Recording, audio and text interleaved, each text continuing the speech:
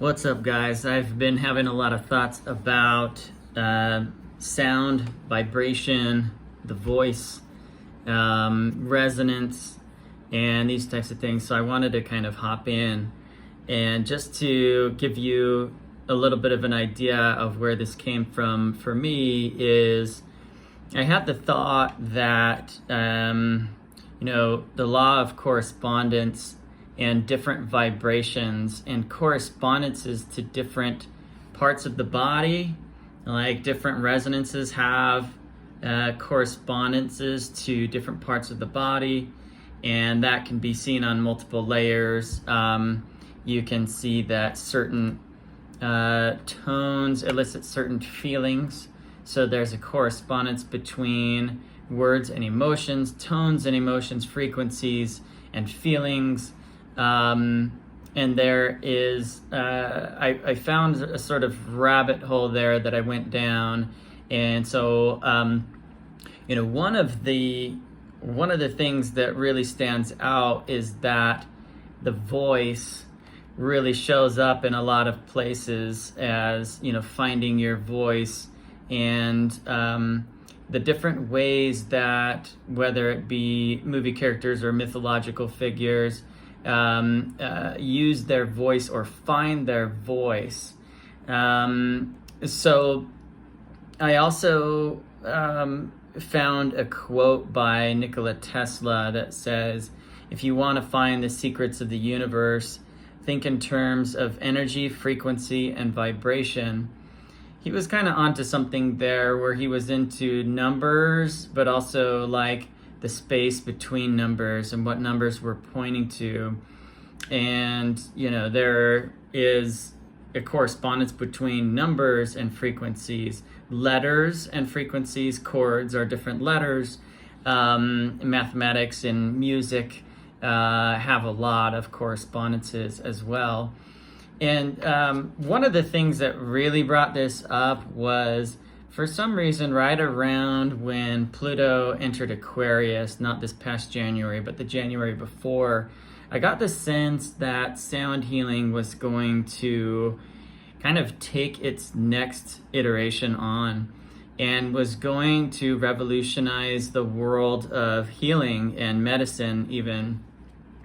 I sort of got the sense that instead of, the modern medicine approach of pharmaceuticals and hospitals and sort of invasive treatment and those types of things, there's this sort of Eastern balance technique of finding balance in the body, responding to the messages of the body and refining equilibrium or refining that resonance. And in the same way that I sense that different tones correspond to different parts of the body, I sense that the healing of those parts of the body can be focused on with different tones. I believe that there's some like Hertz information out there that I haven't dived into yet, but this idea that different Hertz frequencies will evoke different things and heal different things. And I believe that's what I'm sensing as well. So, I would like to have everything perfect and just on a silver platter, but this is more of like, here are my thoughts on this. And hopefully this resonates, which is a funny way of saying that because it's all about vibration and something resonating. And you say, oh, okay, I've recognized that thought pattern. So this kind of brings us up to like our minds being not necessarily thought generators. A lot of times the thoughts that come into our head are just they just appear spontaneously. And then we kind of decide if we pay attention to those or believe in those or buy into those, and then we put our attention on those, and then they either grow if we put our attention on it, or they are starved of energy if we don't put our attention on it, or if we don't maintain our energy on it. And so this kind of leads me to this idea that we are much less thought creators than we are kind of like antennas, like receivers of different vibrations. There's this book called The Creative Act by Rick Rubin, and in it he talks about how creativity passes by like clouds, and there are certain people that are sort of resonating at the frequency that receives those creative inspirations and puts them into, let's say, art, music, whatever their art modality is. And that is a sort of another supporting piece to this idea that we are frequencies. I mean, at the most basic level, it's energy, it's frequencies, and physical matter is like the wave, and then the sort of quantum is like, this questioning the rules that apply to the material world, because you get this idea of like particle versus wave. And so we have these thought forms and these thoughts that we can kind of put out different frequencies, and then those frequencies that we put out like an antenna are also going to attract those same frequencies. That's that law of attraction, the law of vibration, that everything vibrates. And so now let's step into, okay, what's some of like, and so we'll step into the mythological framework and the archetypal framework, and then we'll get into how to use that to create what we want and to also maybe heal and get into the possibilities there. So first of all, I want to kind of cover this idea of Mercury, the planet of transmission of information, which is also corresponds to Mercury, the Greek god, and Hermes. I believe Hermes is an Egyptian god, or is that Thoth? Yeah, they all three represent a similar archetype, which is essentially this bridge between humans and gods, or chaos and divine order. So the bridge, which would essentially be a message or a transmission of information, the gods speaking to man, and man invoking the power of the gods, and this bridge sort of existing. So Hermes Trismegistus it represents essentially that bridge that brought these different laws, this knowledge as above, so below, this knowledge from the gods to humankind. And just to kind of expand on that, there's Orpheus. Orpheus, I took some notes on it because it's such a cool sort of correspondence to all of this. He had the gift of supernatural musical ability. His voice could enchant animals, trees, rivers, stones. Orpheus didn't just entertain, he changed worlds via his voice. His music created harmony in chaos. I really liked that line. His music created harmony in chaos. It was a bridge between the gods and man, or chaos, and the gods and man, or harmony and chaos. And he was a bridge between human emotion and cosmic order. Just another way of saying that same idea. His voice reveals how art can navigate liminal states, or essentially those spaces in between, how it could bridge those gaps. His power is not just talent, but emotional depth. When a singer really sings from the feeling of, let's say, love or grief, that has a resonance. So it's not just the technical voice.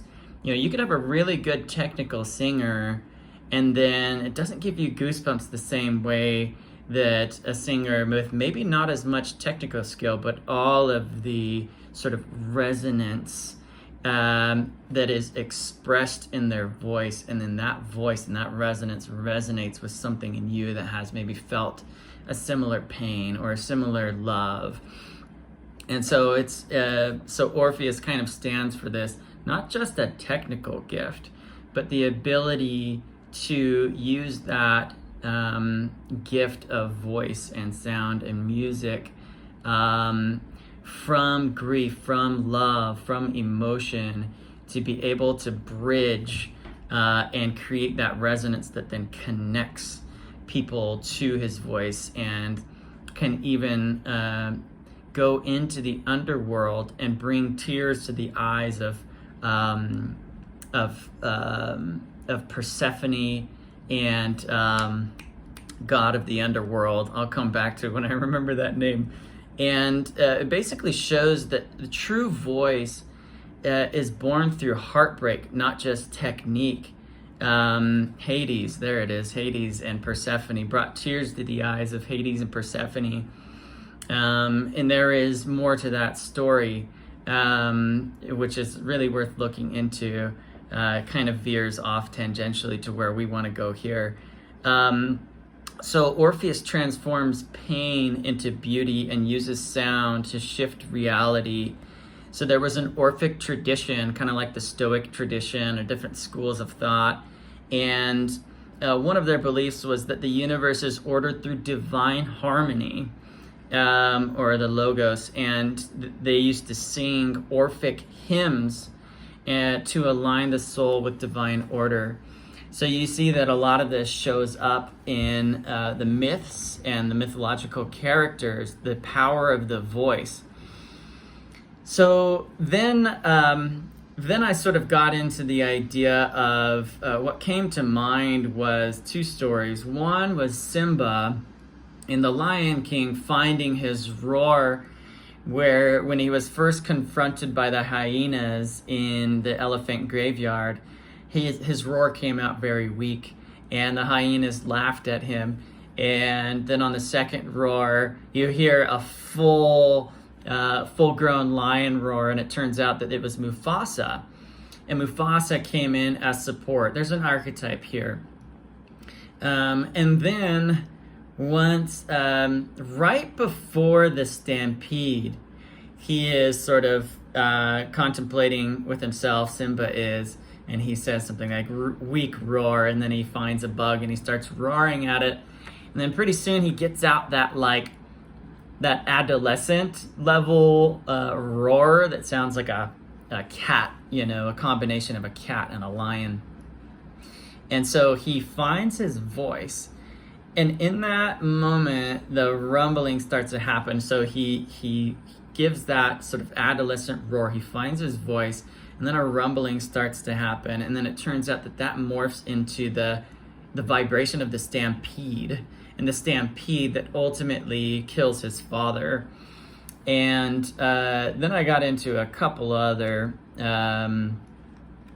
wormholes that led to.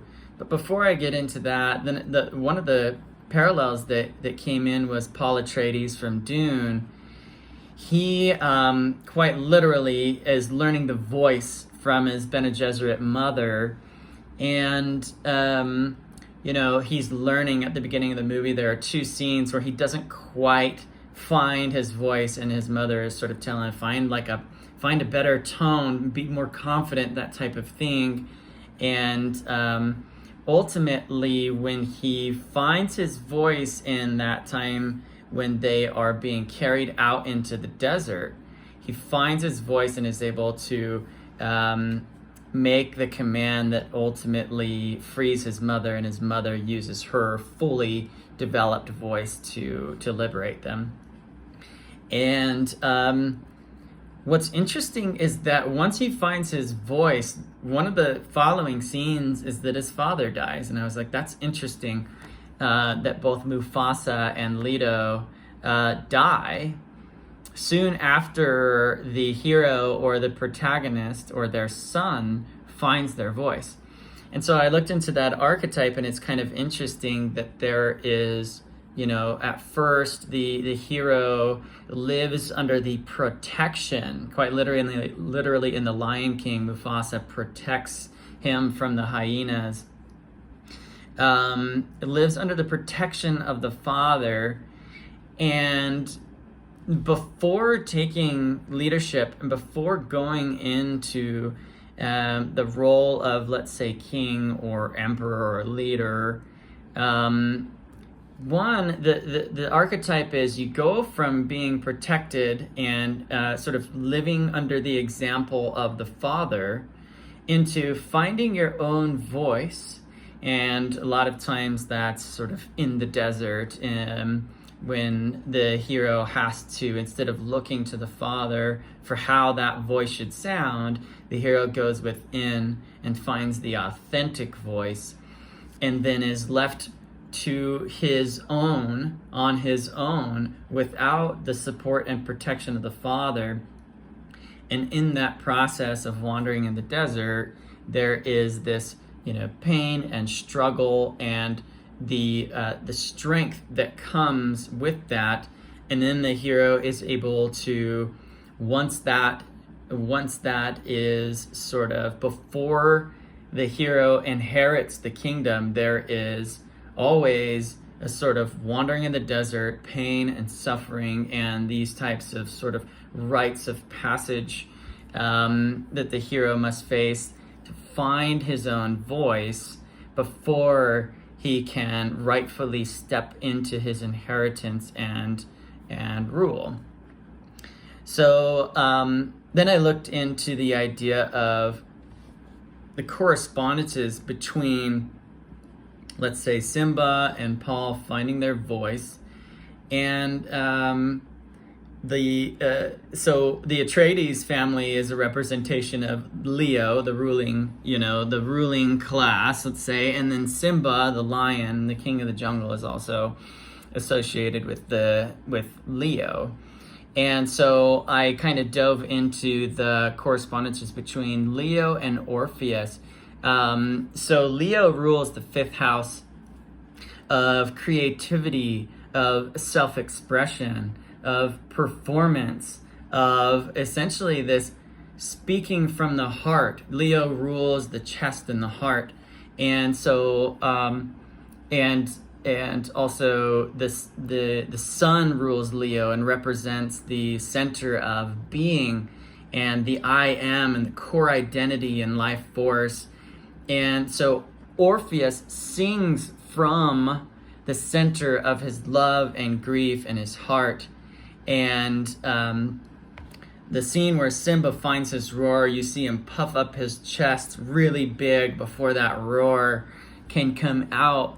And you see basically that the Leo has an archetype and a path, and that path is a shifting and finding that sovereign voice, sort of not supported and not mimicking the father anymore, finding that sovereign voice and sort of finding that in the truth and in living his truth from the heart.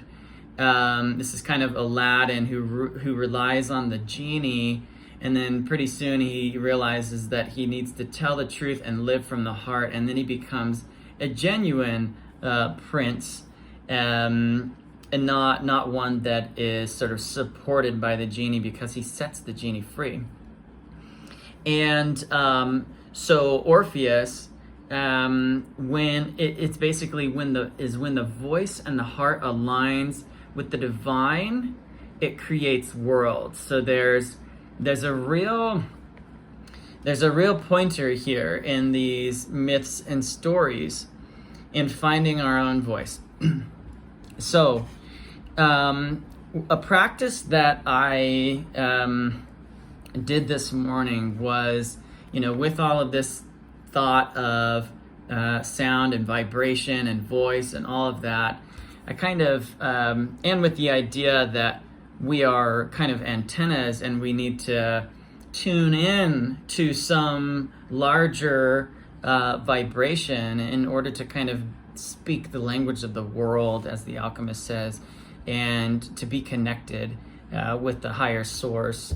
And so essentially what I practiced this morning was this idea of, asking the question, what are the highest vibrational frequencies that are available right now that I can tune into? And then I just sort of listened. And the word that came to mind was harmonize.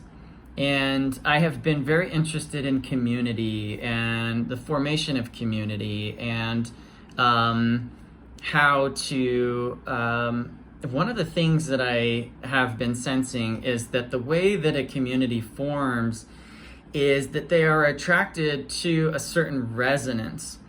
And at the time, this is like probably a year ago, I thought about sound healing and how sound healing was going to be essentially create this vibration that would then resonate and people would just kind of know where to go.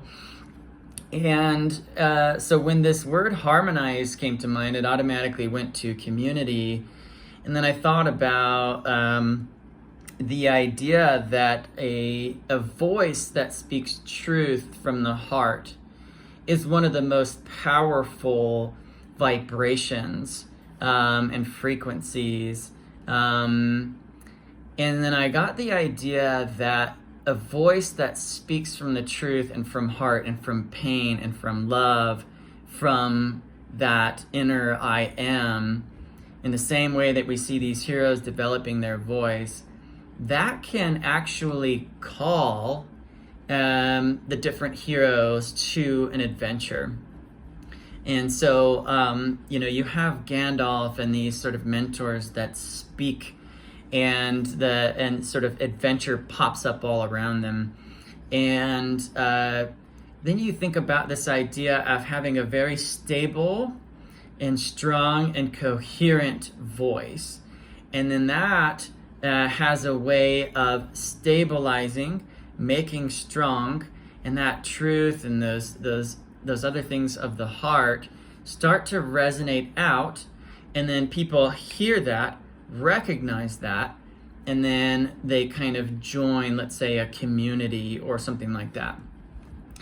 Now, there is something to be aware of where the siren song is also a use of the voice. So the voice can be used for both good and evil, and it can come from the heart, or it can come from, let's say, strictly a technical place that seeks to mimic the voice from the heart, and then is actually used to control and manipulate, as in a siren or the false prophet archetype and those types of things. So essentially, what these stories teach us is that genuine sovereign voice doesn't come without having first passed through the road of trials, wandering in the desert for 40 days and 40 nights, living that pain and feeling that depth of love and compassion that then could come through the voice when a song is sung, or when words are spoken, or when a story is told. And so there is an ego trap with this gift. If you're born with this gift of a beautiful voice, or a persuasive, the ability to be persuasive and articulate, you can essentially use that voice to gather, let's say, followers, but it's on an ego level. And so you're gathering this and you're having influence, but you're not ready. And so what happens is those people, those followers that come in, they start to kind of give their power away, and then start all the problems, the false prophets and those types of things. So this voice and this truth, one of the key components here is having it help others to find their own voice, because at a certain point, you don't want to get in the way of the individual journey of each hero. You don't want to get in the way of the fact that in the archetype of the hero, the father has to die, or they have to be left alone to go within to find their own voice. But they do need a voice to be a role model. And so it is that key of, if you find that your voice has become an example and a voice for truth and a role model, This is that George Washington moment. What do you do with the power that is being offered to you? Do you keep it for yourself and become a king or a dictator or a false prophet, or essentially take the power, their power, and use it for your own gain? Or do you have the George Washington moment where you shift that power back to the people and then give that power, let's say, to a document that begins with "we the people"? Do you essentially allow the hero to find their own voice and call in their own power and find that truth and let them go through the hardship, sometimes the trials, the pain? Or are you looking to save them and put yourself up as the savior or the strong man that can protect them from having to experience these difficult things? So that's when the voice really takes on, first you find the power of your voice, and then that power of the voice you find brings people and followers in. Okay, so then the second step is, what do you do with that? Do you take the power that people are trying to give to you? Because that's how we're all wired as humans, is when somebody's confident in speaking truth, we say, how do I support them? How do I follow their teachings? And how do I do these things? The Buddha taught that the finger pointing to the moon is not the moon. In other words, if I'm over here pointing to the moon, if I'm channeling the Buddha, I want you to look at the moon. I don't want you to look at my finger and say, wow, you're so amazing being able to point to the moon. It's that quote from Moses, would that all men be prophets, or something like that. It's essentially this idea of like, I'm trying to point you towards these things. I'm not trying to point you towards me and to worship the pointer, but to worship the moon that the finger points to, or not worship necessarily, but essentially put your energy towards that. That's where you're going to find the teaching, the essence, the Tao, that which cannot be named. It's a lot easier to look at the finger pointing to the Tao that cannot be named and to confuse it for the actual power, but it's not. So in the same way that George Washington recognized that because he was a talented war general, people wanted him to be king. They wanted to give him power. Because of the voice that he had found, he became a leader, and then at a certain point, they wanted to give him power. And he, in his wisdom, gave that power back to the people. And so this has kind of morphed into vibration, finding your voice, and then I think an even bigger lesson here, or sort of pointer here, is when you find that voice, recognize that it creates worlds. It is a power to wield. Your words are wands. And then when that power starts to, and those words start to resonate to people and people start to listen, what do you do then? That is the true test of a leader. And I think what all the Simbas and the Paul Atreides are ultimately needing to learn is that the power that they inherit after the road of trials and after wandering in the desert, they were not ready for it. If they were given the power before that time of wandering in the desert or finding Timon and Pumbaa and singing Hakuna Matata, they were not ready for it. But after that road of trials, then they're ready to inherit their birthright, or what they were born to do, or to really use their voice and then take their place in the circle of life. Not force their way into it by force and coercion, but by compassion and through learning this deep grief and also deep love. And because the root of the tree need to go down far enough to support the height of the tree. The deeper the roots, the higher the tree can grow. And so this is the process. It is finding your voice, finding that resonance.